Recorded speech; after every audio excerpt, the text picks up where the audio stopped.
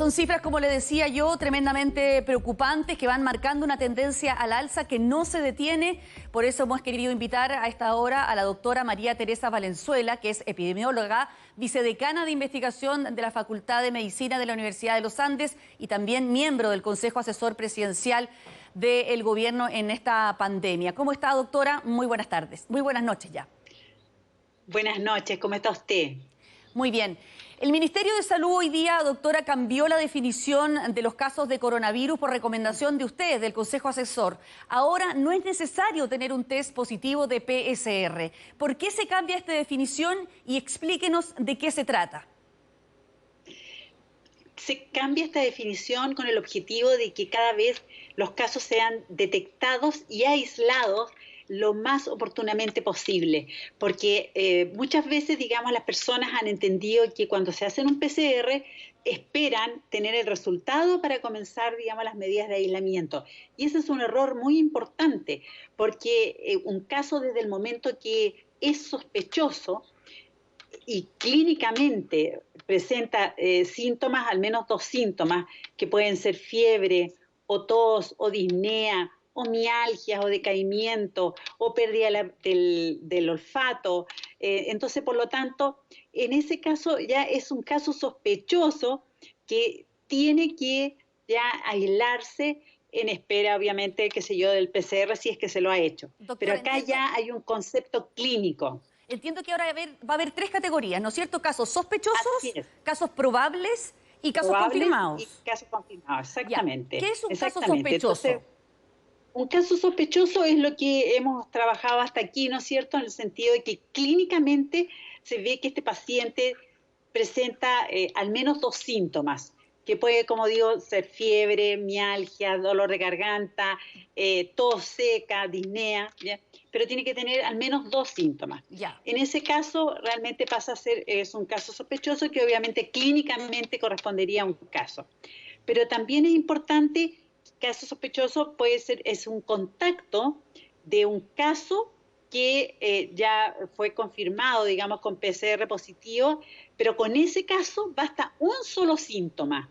Perfecto. Solo y eso uno, significa que esas personas de inmediato, sin test, van de inmediato a cuarentena. ¿Por cuántos días? Ya aislamiento, ya aislado, porque cuarentena, digamos, es otro concepto. Aislamiento es como que en realidad la persona hay que evitar por todos los medios de que no siga contagiando.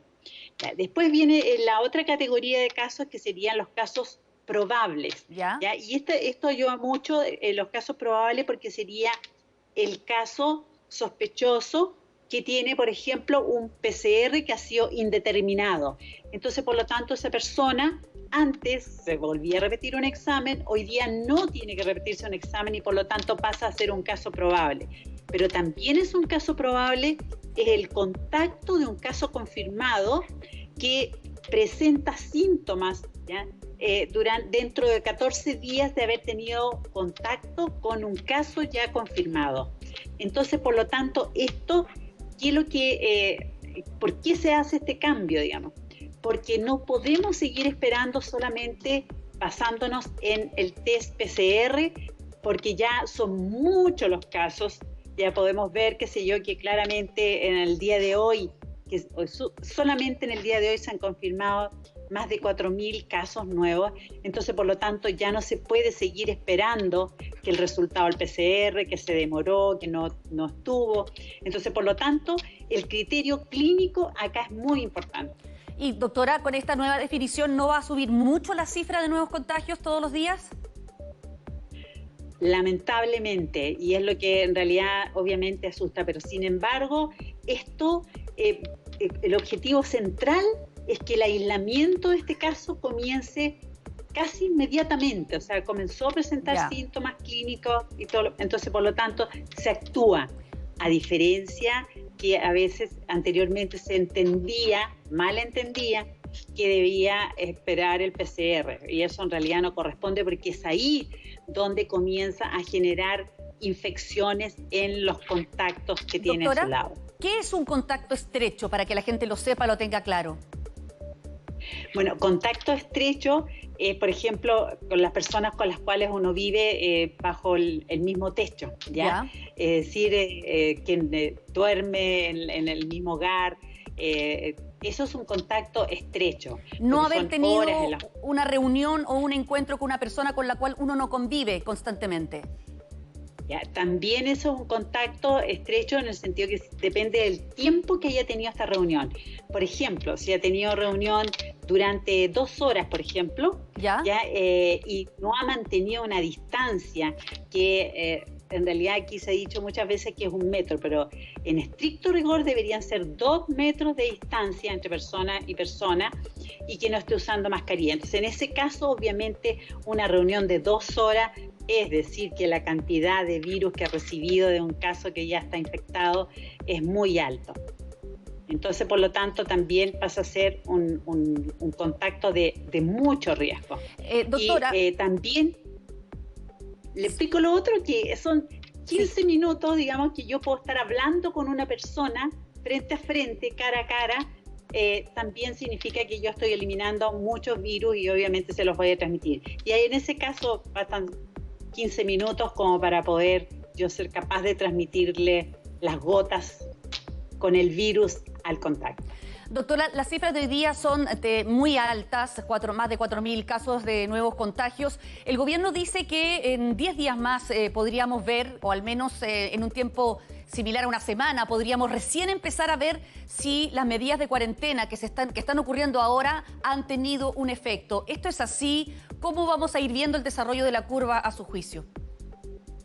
Efectivamente, o sea, dado que el periodo de incubación de este virus es largo, ya puede variar de 2 días hasta 14 días, entonces por lo tanto, dado que se ha generado esta restricción, ¿no es cierto?, a través de las cuarentenas, esperaríamos obviamente que en 2 semanas más empiece como a aplanarse el número y empiece a decaer. Pero sin embargo, dado este gran número de casos y dado que el número de casos que están infectándose activos en estos momentos, sacando las cuentas y descontamos los casos que se han recuperado, estamos hablando de 31.000 casos que están activos. Sí. Entonces, por lo tanto, significa que hay una alta transmisión. Y lo peor, digamos, es que esto está afectando en zonas de nuestra región metropolitana donde las condiciones de aislamiento son realmente precarias. Entonces, por lo tanto, acá lo importante es rápidamente poder sacar al caso y llevarlo, digamos, a residencia sanitaria, aislamiento, para que se cumpla, porque la cuarentena por sí sola no es la solución.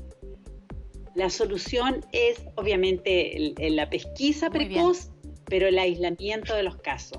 Muy bien, doctora Teresa Valenzuela, muchas gracias por conversar con nosotros esta noche. Que esté muy bien. Muchas gracias. Sí, también. Buenas noches, gracias. Buenas noches.